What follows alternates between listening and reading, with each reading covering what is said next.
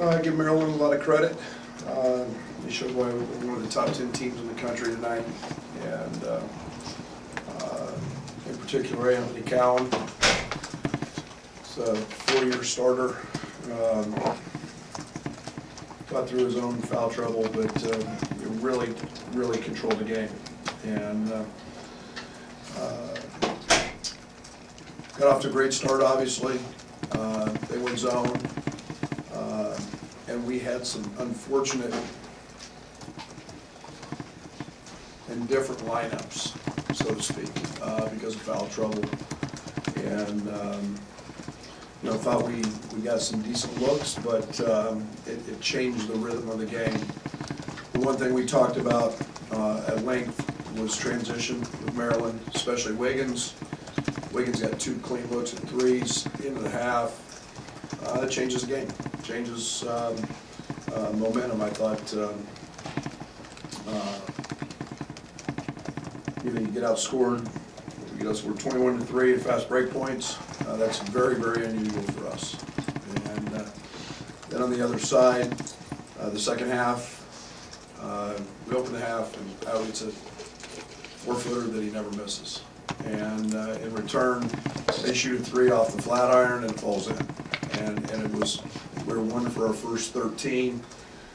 We got a couple great looks in the paint, and then we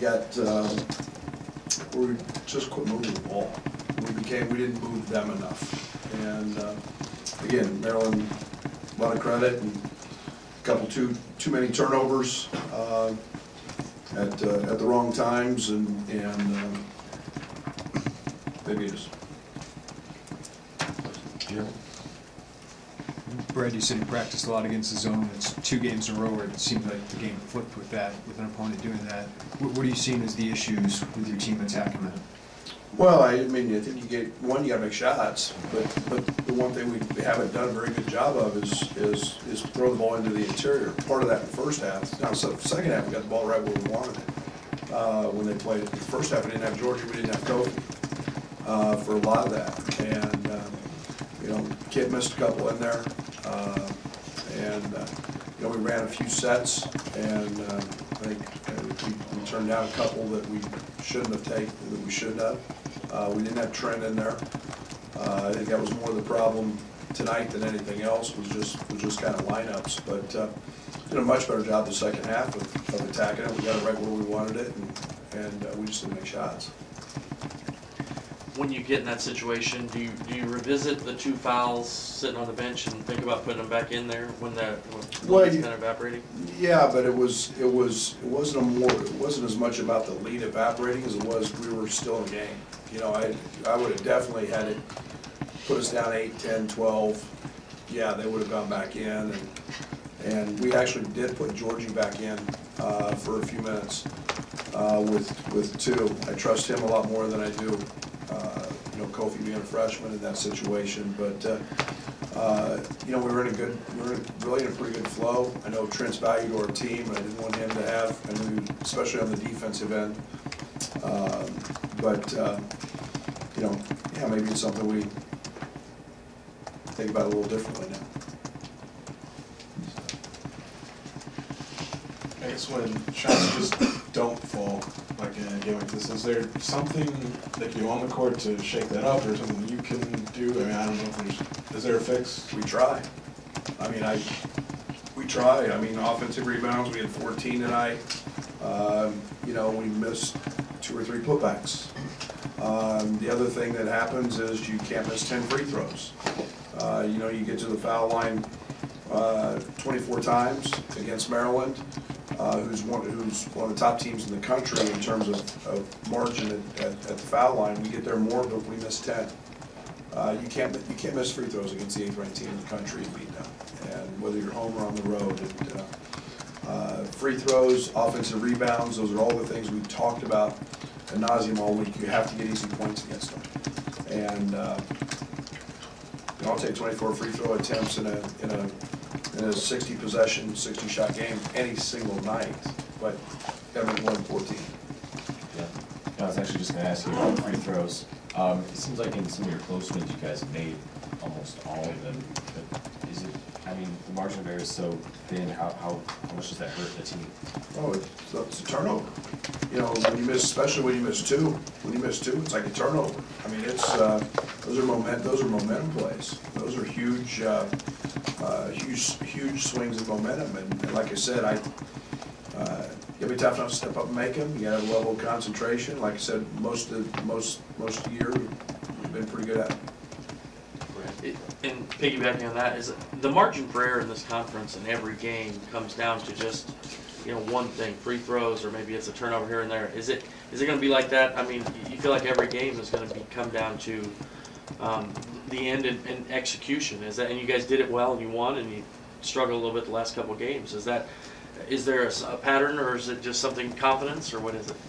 I mean, nothing's changed on our end. I mean, we practice situations at two different segments every day in practice, and we pull them out of a hat and we read them. We have coaches make them up, and you know, down 6, you know, 40 seconds to go, and you know, up 2, 6 seconds to go, whatever it may be in those situations, and play those situations out. And again, you know, a lot of our games have been, you know, 2 possessions, so you've got to be able to. You've got to be able to execute, and part of executing is making free throws and not turning it over and getting the shots you want. And you know, the free throw bug was more tonight than it was at Iowa.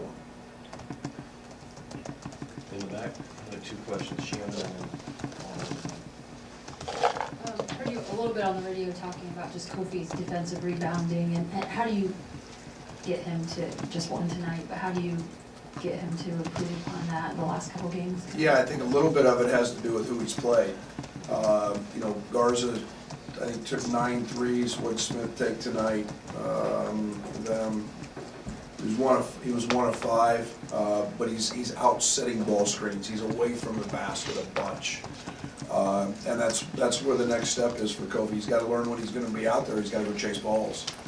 And you know, that's one of the changes Mark's made with Maryland, is now they're 5 out, and they're playing to that, and they've spread the floor, and you know, Jalen's leading the league in 3-point shooting, so you better be out there to him, and it causes a lot of problems. So Kofi's got to learn to chase those balls, and he will in time, and I think it's more of who he's guarded the last 2 games than having a bad habit. Brad, last Thursday, you said the message of the team was don't get fat. What is the mentality now in the midst of this very tough stretch? Yeah, we got to play better. Just play better. I mean, it's you know, I thought in the Iowa game, I thought they outfought us, and you know, and in this league, and they turn around 3 nights later and go on the road and get beat, and you've got to be able to rise your emotional level to a point that you're able to perform, and we'll bounce back. This team was great in February last year, and you know, we can't let a loss. We're a game out of first, you know, and you're playing for still playing for a championship. This game doesn't define anything yet with 8 games to go. Georgie, Kofi, Trent all picking up costly fouls in that first half, and they finished the game with 4 or 5 shot attempts. Did you just see those fouls just taken out of the flow of the game? Sure, and especially in Trent's case, and you know, Trent impacts us so much on the defensive side that you know, it's not a shock that they had the first half they had when we lose Trent, and you know, then in the I thought he turned down a few in the second half that we need him to take, but again, you know, just one of those nights for those guys. And you know, I thought you know, Georgie got some great looks that just, you know, didn't go in, and you know, I mean, got an offensive rebound right at the mouth of the rim he missed. So we'll be back, and we'll, you know, will be a night where those will all go in. Anything else for Coach? Thank you. Thank you.